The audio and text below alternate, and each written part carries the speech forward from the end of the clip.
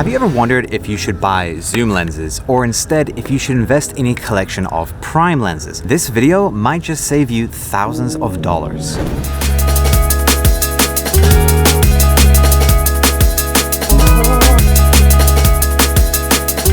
I'll break down the pros and cons for both, show real-world example footage from each lens type, and help you decide what works best for your shooting style. Primes.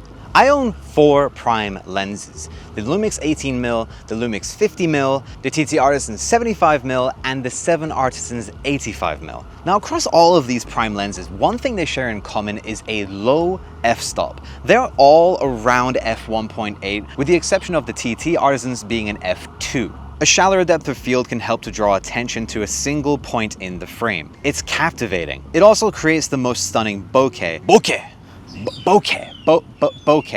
It's not bokeh, it's bokeh. Digital Rev TV, if you know, you know. And it's great for low light shooting.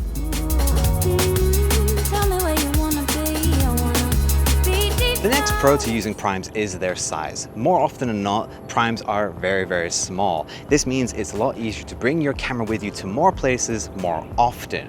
And it's definitely a lot more fun to be a creative on the go when your gear doesn't weigh a literal ton. The last pro for prime lenses is they force discipline. Now, this sounds harsher than what it actually is. What I really mean is it forces creative discipline. Because with a prime lens, you can't just zoom in to get the shot from wherever you are and boom, you've got what you need. You have to physically move yourself closer or further away from your subject, and then that opens up opportunity for capturing more shots that you wouldn't have otherwise noticed had you just stayed where you were and zoomed in and got the shot you originally wanted. It's pretty great. Now, the discipline that comes from using primes is also perhaps their biggest hindrance. Not being able to quickly zoom in or out to capture a shot of a subject before they pass through whatever you're capturing can often mean you miss a shot. Dude, what's wrong? What are you chasing? The shot. Events, weddings, festivals, speed is crucial here. Something else that'll slow you down is if you're investing in primes, you're likely going to need a whole kit of them. You'll need different lenses for different types of framing and different types of shots. And as you can see, this isn't even that many lenses here, and it's already quite a handful. Now, not only are they a handful, but they actually slow you down because changing lenses is such a kerfuffle.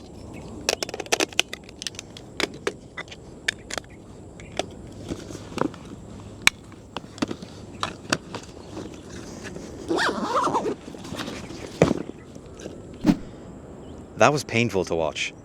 The other part of having to buy multiple lenses is, well, it's that. You have to buy multiple lenses. And then on top of that, you have to carry all of those lenses around with you if you want to have options for different focal lengths whilst you're shooting out and about.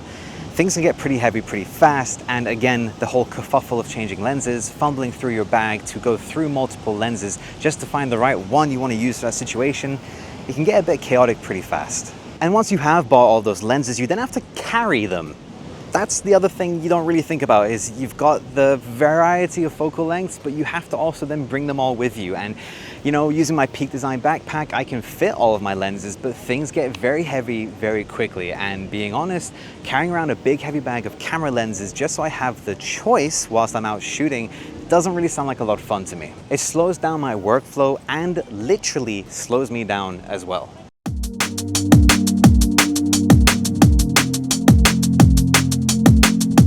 Alright, so what about zoom lenses? Zoom lenses are the kings of flexibility. They are the masters of run and gun filmmaking.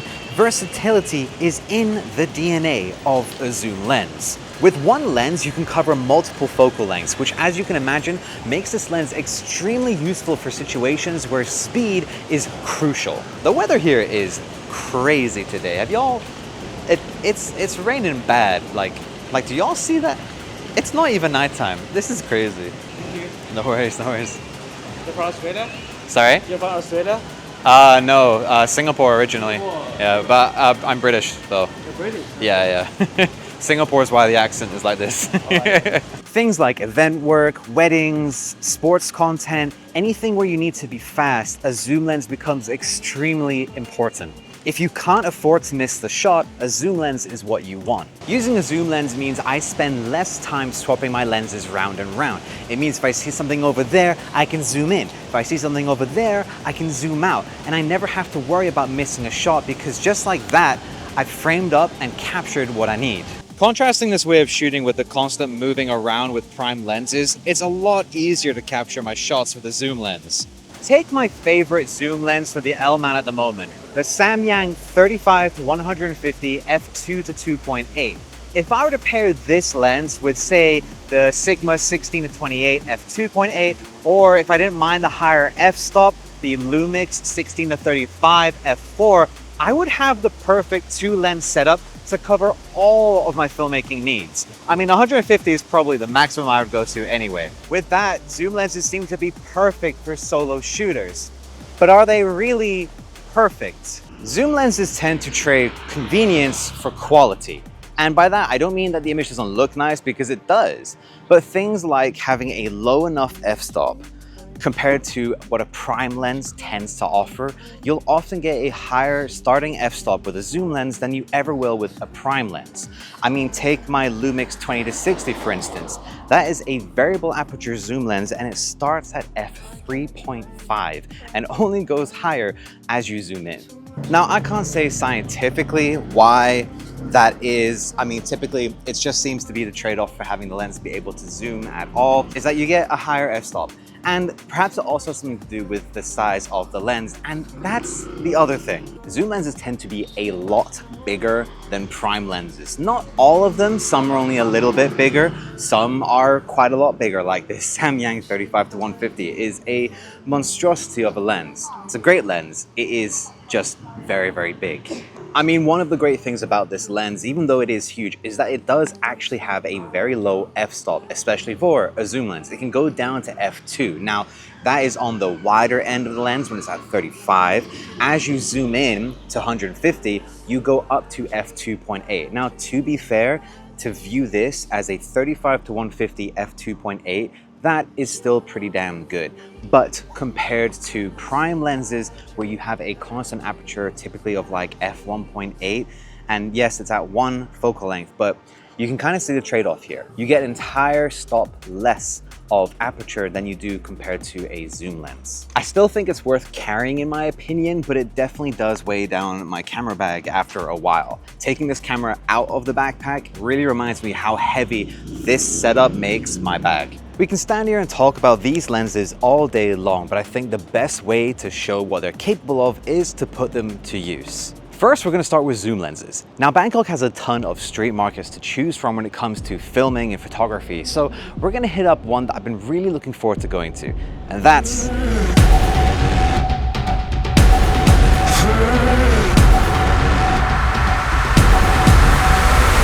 Who's gonna save you when the lights go out?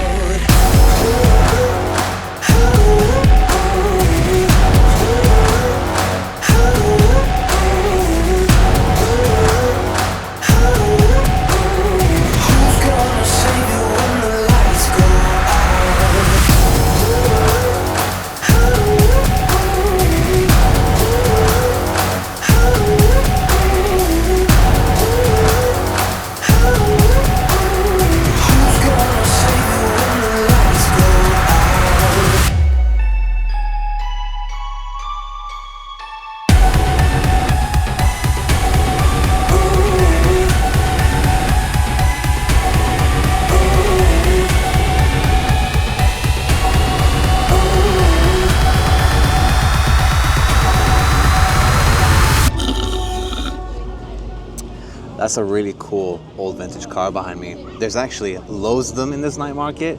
Pretty damn incredible. I feel like I've only captured maybe half of the ones that are here. There's even a vintage car dealership that had like an old school American police motorbike. Pretty damn amazing. But while I'm in the night market, speed is essential. I don't want to be changing lenses all the time because especially with everything happening all at once, people are moving and hustling, trying to get some food, trying to go shopping, things like that. I don't want to have to stop to change lens. Plus, on top of that, the usual risks of maybe dust or dirt gets in the sensor, someone spills something on me because I'm trying to change lenses in the middle of like the food market, which just sounds like a stupid idea, or Worst of all, someone could possibly steal something whilst I'm crouched over, going through my bag to find the right lens and have something else on the floor, or I have my back turned, whatever it might be. Sticking with the 35 to 150 and being able to just quickly go from a kind of wide 35mm and zoom in all the way to 150 to get some detail on people's faces, it's so damn useful. So using a zoom lens here just makes a lot of sense. The one downside I am having, unfortunately, is that I am stuck at around f2.8 most of the time. By the way, that's like a working mechanic shop. That is really sick. Now, this lens can go down to an f2, but that's only at 35mm. So if I do want to punch in, the aperture creeps up again to an f2.8. So because I want to avoid any exposure shifts, because honestly, most of the time I'm hitting record, zoom in, zoom back out, zoom in a little bit, zoom back out. I'm just doing it all in one take because it's easier than stopping the recording, because the S5 Mark II has a bit of a delay once you start and stop recording. It like takes a second to think like, oh, start recording now. So with that, I just keep rolling and I don't have that automatic exposure shift because of the f-stop changing. So I keep it at f2.8. Now, thankfully, it's kind of bright around the market in a fair few areas, like the main food area, for example. Even this clothing area over there is very, very bright, and with that, f2.8 seems to be enough. However, thanks to the second native ISO of 4000, I'm able to get away with shooting in some darker areas of the market, which I wouldn't otherwise be able to with such a lens. Now, that's the advantage of a prime lens here, is that you have a lower f-stop, so you can let in more light to your sensor. Now we move on to an environment where primes can perform their best, an environment where I can take my time, a portrait shoot. Here we get to utilize the low f-stop, and I'll be using the Lumix 18 and 50mm as well as the 7 Artisans 85mm, as they're all f1.8.